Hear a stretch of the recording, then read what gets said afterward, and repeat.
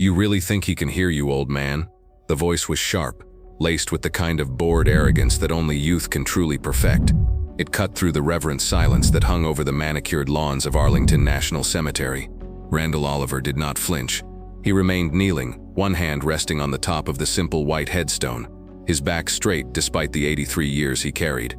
The name carved into the marble was as familiar to him as his own, Michael T. Callahan, a name that was once a boisterous laugh, a shared canteen of water, a desperate whisper in the dark. Now it was just a name on a stone. The kid, no older than 19, took a few steps closer.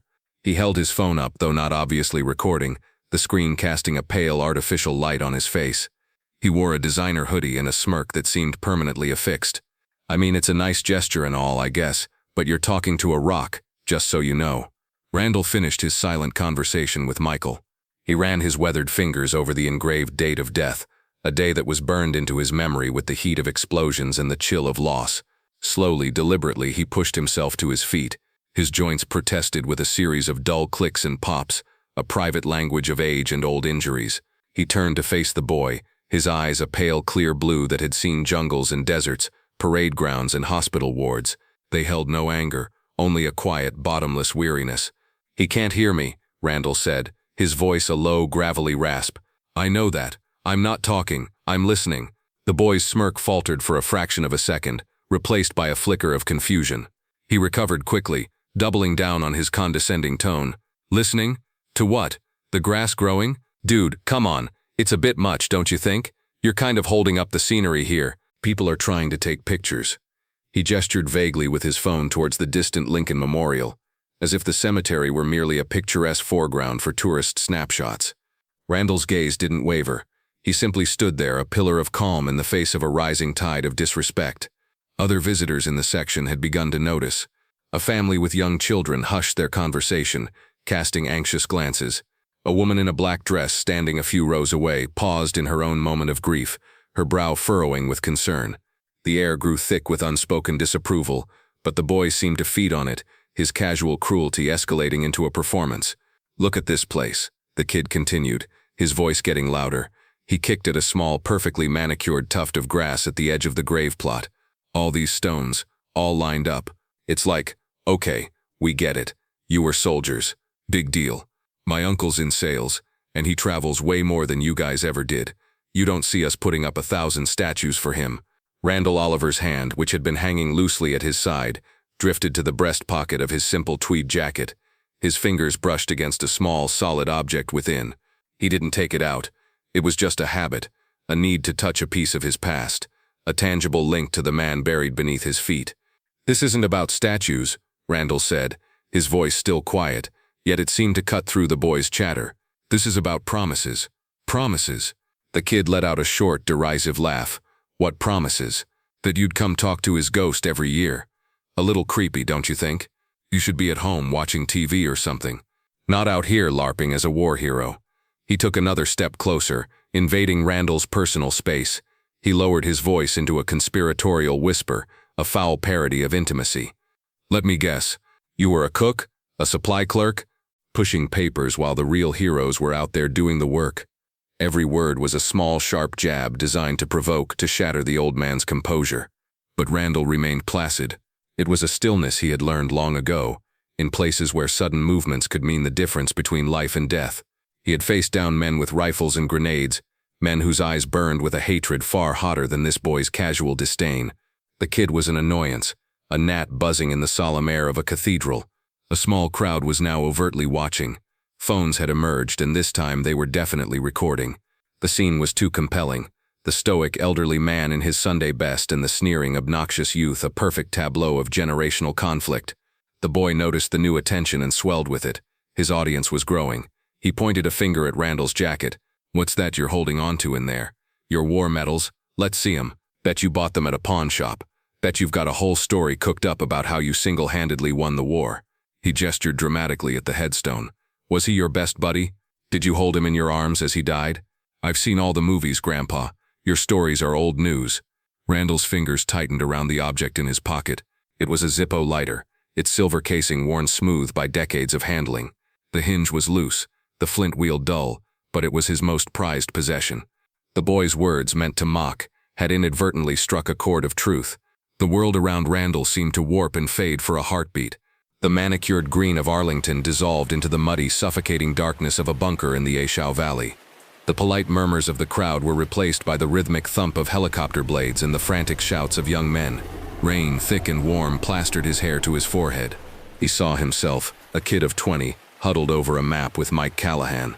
The only light came from the small, stubborn flame of the Zippo, casting dancing shadows on their tense, grime-streaked faces. Mike had grinned, his teeth a flash of white in the gloom.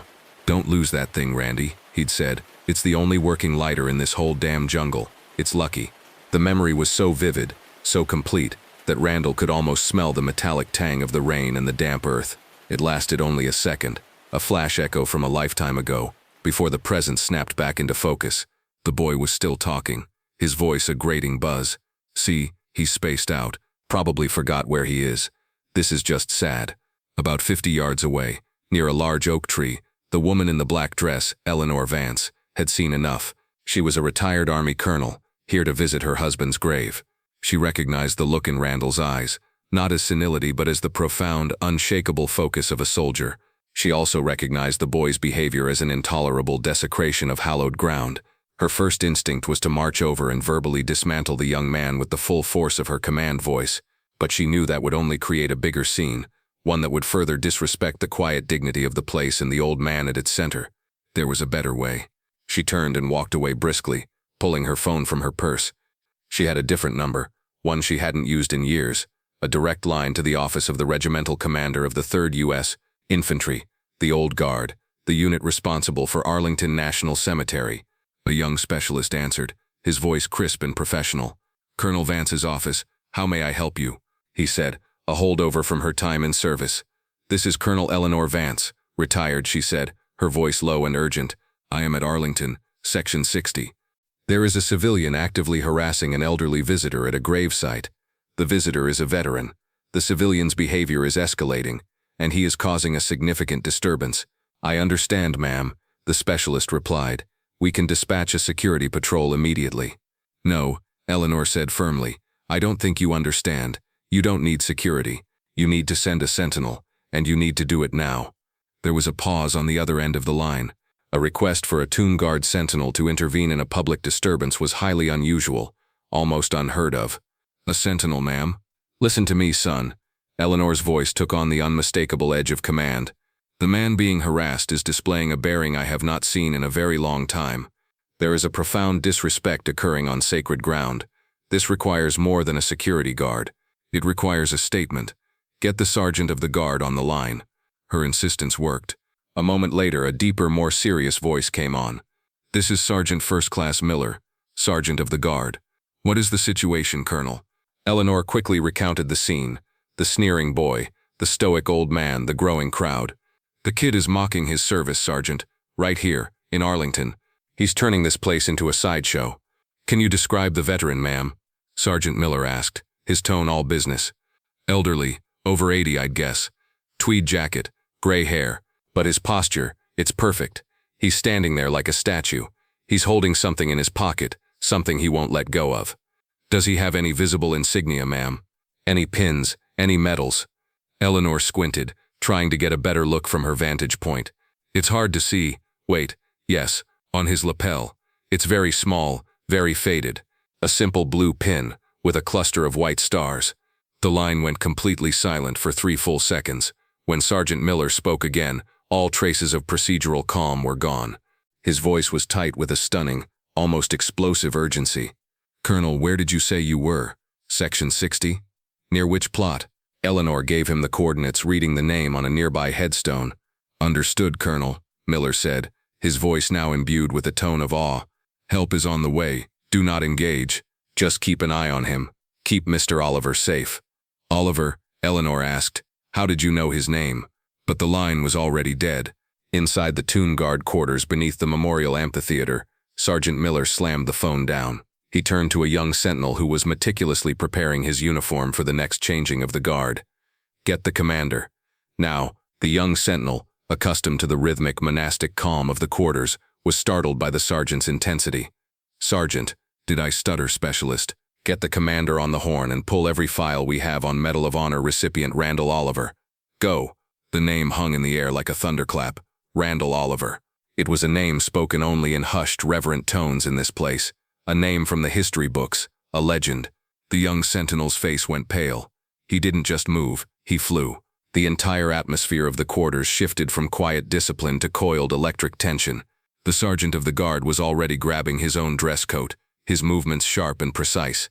They weren't sending a security patrol. They were mobilizing an honor guard. Back at the grave, the cocky kid had reached the apex of his arrogance. He felt the eyes of the crowd on him, saw the phones pointed in his direction, and mistook their shock for admiration. He was the star of the show. He decided it was time for his grand finale. He scoffed dramatically.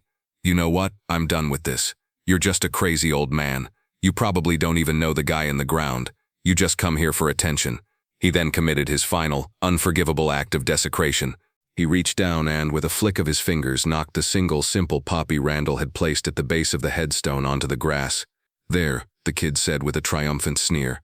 "Littering. That's against the rules. I'm going to have to call security on you. Have you escorted out? Maybe they'll take you somewhere you can get some help. A home for confused old wannabe heroes." He raised his phone to his ear, a cruel pantomime of making a call, his face twisted in a mask of smug satisfaction. He had pushed the old man as far as he could, and now he was going to have him removed. He had won. But his victory was short-lived. A sound began to permeate the air, a sound so alien to the soft grass and quiet grief of the cemetery that it commanded instant attention. It was a crisp, rhythmic clicking. Click, click, click, click. The sound of purpose, the sound of honor, the sound of the old guard. From behind a row of ancient magnolia trees, a figure emerged, walking with a gait that was less a walk and more a form of silent, disciplined proclamation. A tomb guard sentinel. In his immaculate dress blues, his M14 rifle held in a perfect port arms, advanced across the lawn. The sun glinted off the polished bayonet, off the glossy visor of his cap, off the medals on his chest. He was the living embodiment of the cemetery's sacred duty, and he was not alone. Walking 2 paces behind him was the sergeant of the guard, and behind him 2 commissioned officers from the 3rd Infantry Regiment. Their presence was a wave of pure, concentrated authority that washed over the scene. The murmuring crowd fell utterly silent. The phones that had been recording the spectacle were lowered in a collective gesture of awe and reverence. The atmosphere changed instantly. This was no longer a public disturbance. It was a ceremony. The kid's smug expression dissolved into a puddle of confusion and fear. He lowered his phone, his mouth hanging slightly open. He thought the security he had pretended to call had arrived. But this was something else entirely. This was something he didn't understand, something far beyond his realm of entitled mockery. The sentinel did not look at the kid. He did not scan the crowd. His eyes were fixed on one person and one person only, Randall Oliver. He continued his implacable advance until he was precisely 3 paces in front of the old man. With a movement that was a blur of controlled power, he brought his rifle to order arms, the slap of his hand on the stock echoing in the silence. Then he executed a flawless textbook salute, his gloved hand a rigid line from his brow to the sky. The click of his heels coming together was like the crack of a gavel calling a sacred court to order. The sentinel held the salute, his body as rigid and unmoving as the marble headstones surrounding them. He then spoke, and his voice was not the conversational tone of a police officer or a security guard. It was the formal, resonant voice of history itself, a voice trained to carry across hallowed ground without shouting. "Mr. Oliver," the sentinel declared, his words clear and sharp. "It is an honor, sir." The kid stared, his brain struggling to process the scene. The sentinel was saluting the old man. The officers were standing at attention for the old man. This wasn't an intervention, it was an act of profound deference. One of the senior officers, a full colonel with silver hair and a chest full of ribbons that told the story of a long and distinguished career, stepped forward. He did not address the kid or Randall. He addressed the crowd, the silent witnesses. "Some of you may be wondering what you are witnessing," the colonel said, his voice calm but powerful. "Allow me to explain. This ground is sacred because of the men and women buried here, but it is also sacred because of the living legends who walk among us, who carry the memory of their service with quiet dignity."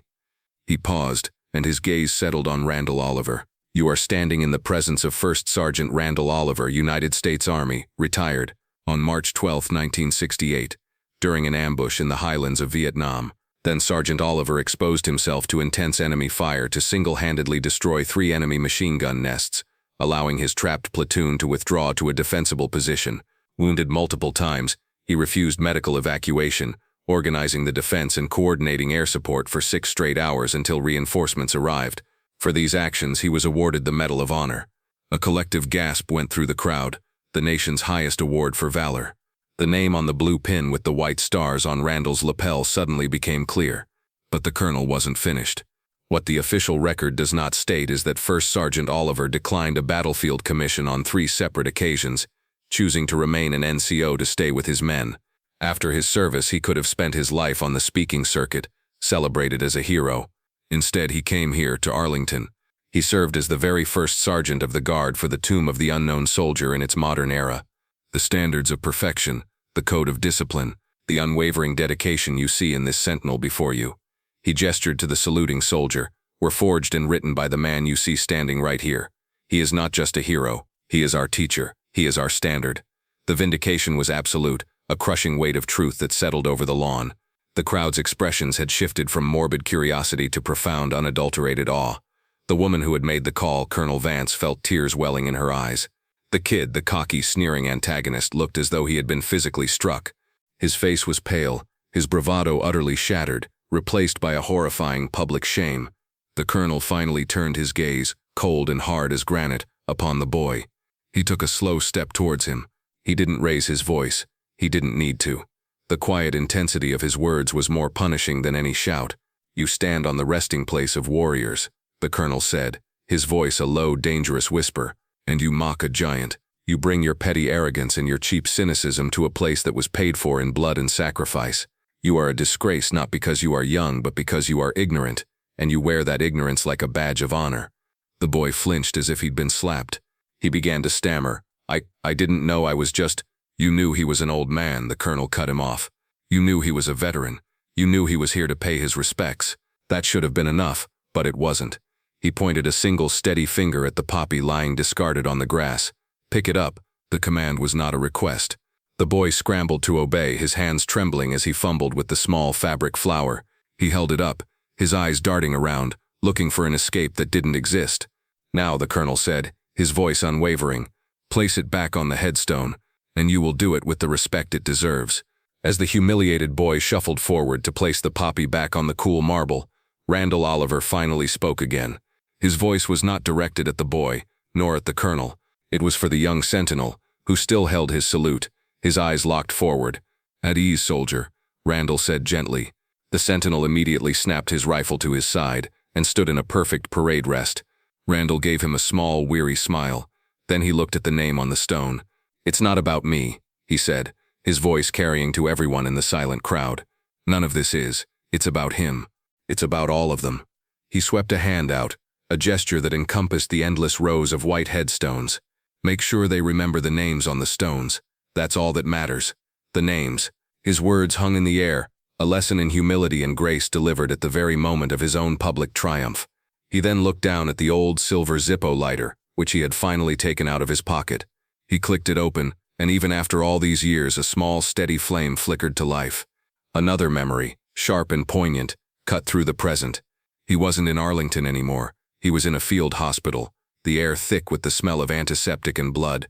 Mike Callahan was on a stretcher, pale and still, a bandage covering half his chest.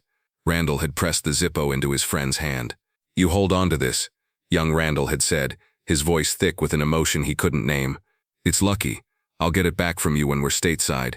You hear me? We'll have a beer." Mike had given him a weak smile and a thumbs up. It was the last time he ever saw him. The lighter had been returned to him later, along with a folded flag and a lifetime of regret. It wasn't a souvenir of war. It was the weight of an unkept promise, a promise to bring a friend home.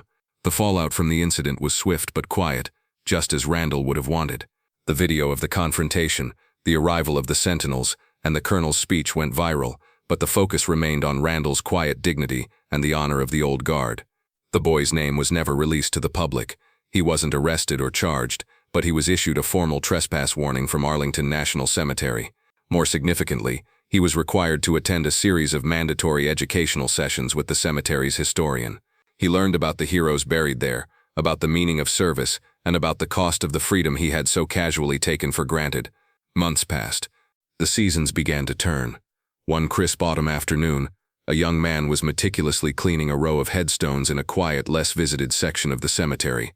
He worked with a focus and a reverence that was wholly new to him. He was a volunteer, part of a new program born from the incident, aimed at teaching local youth the importance of respect and remembrance. Across the lawn, he saw a familiar figure, Randall Oliver, standing before the grave of Michael T. Callahan, just as he had before. The young man stopped his work. He didn't approach. He didn't dare interrupt. He simply stood, took off the baseball cap he was wearing, and held it over his heart. He stood there for a long time, a silent, respectful sentinel of his own making. From across the expanse of green, Randall Oliver finished his visit. As he turned to leave, he saw the young man. Their eyes met for a brief moment. There was no grand gesture, no spoken words of forgiveness. There didn't need to be. Randall gave a slow, almost imperceptible nod of acknowledgement. The young man nodded back, a silent apology offered, and a quiet lesson understood. Then the old soldier turned and walked away, his duty done, leaving the silence and the honor of the place to settle once more over the names on the stones. The quietest heroes often carry the heaviest stories. If you were moved by Randall Oliver's story of dignity and honor, please like this video, share it to remind others of the meaning of respect, and subscribe to Veteran Valor for more stories that deserve to be told.